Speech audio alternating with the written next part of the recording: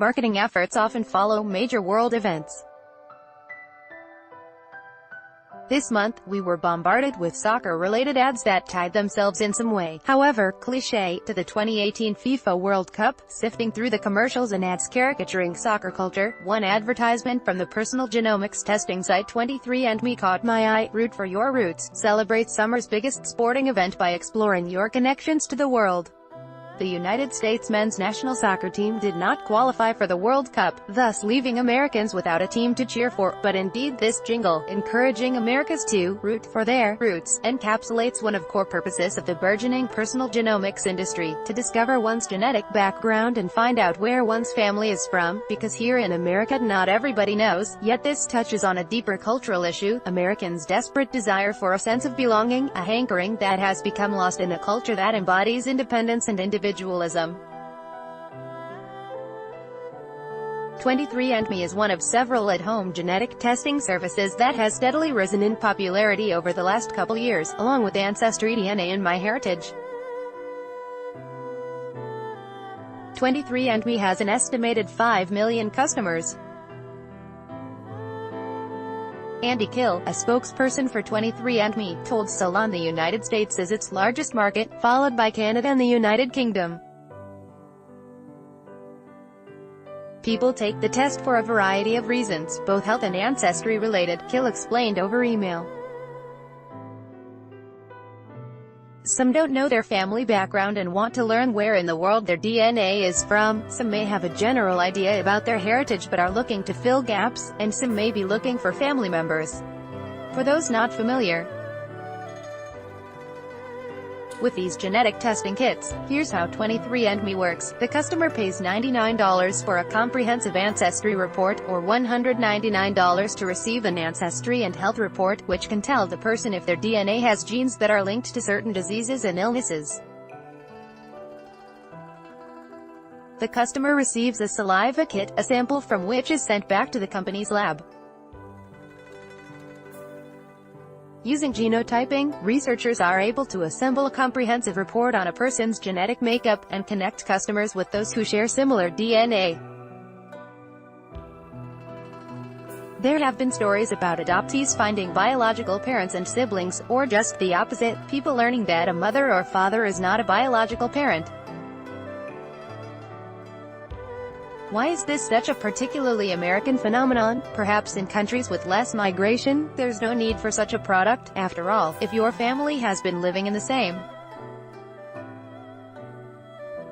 Italian village for 10 centuries, what could such a test uncover? That demographic doesn't feel the same desire for belonging that Americans do, at least not enough to pay $100 to find out.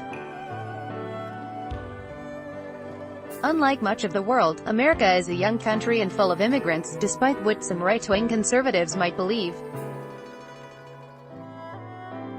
Mel Schwartz, a psychotherapist and author of The Possibility Principle, who has taken a genetic test which led him to discover extraordinary information about his family history, said America's fascination with these genetic tests could be a result of America's fast-paced and rapidly changing society.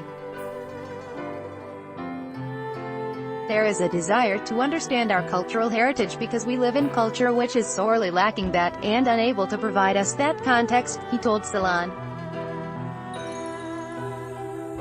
Everything is changing so fast, moment to moment everything changes, so the counterbalance to that is the stability. Where did I come from?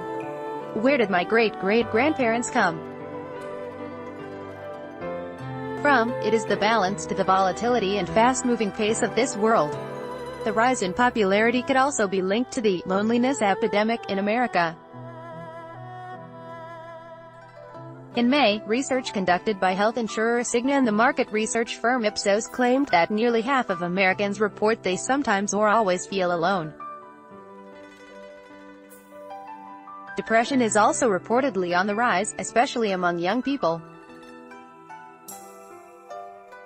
Depression and loneliness often coincide, and loneliness is the consequence of lacking strong social connection, which inherently is family.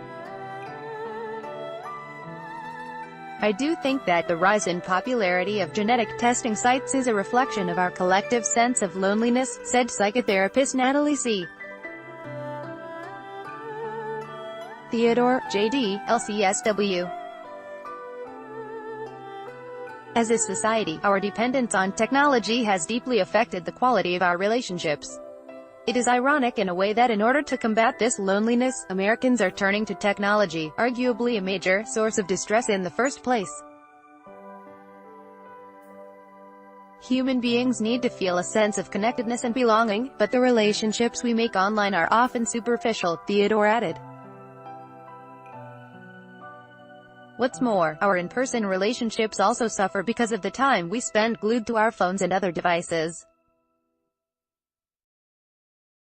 Genetic testing may provide a sense of belonging to help remedy the feelings of loneliness that are so pervasive right now. Then there's the political angle of this trend. While speculative, it could be this desire to know who we are, and where we come from, that has led to the rise in right-wing nationalism in America, epitomized in the current administration. As The Economist once eloquently explained, nationalism is a slippery concept. At its best, it unites the country around common values to accomplish things that people could never manage alone. This civic nationalism is conciliatory and forward-looking, the nationalism of the Peace Corps, say, or Canada's inclusive patriotism or German support for the home team as hosts of the 2006 World Cup. Civic nationalism appeals to universal values, such as freedom and equality. It contrasts with ethnic nationalism, which is zero-sum, aggressive and nostalgic, and which draws on race or history to set the nation apart. In its darkest hour in the first half of the 20th century, ethnic nationalism led to war. America's biggest task has always been to write our own culture, one that all of its occupants are proud of, yet that culture became a sort of isolated anti-culture, a synthesis of capitalism and individualism. Community, and a sense of belonging, are still hard to find. In the meantime, many of us will continue to pay $100 for essentially a swab of hope, science-backed data to confirm to us what we want to hear. We aren't obligated to inherit this political mess.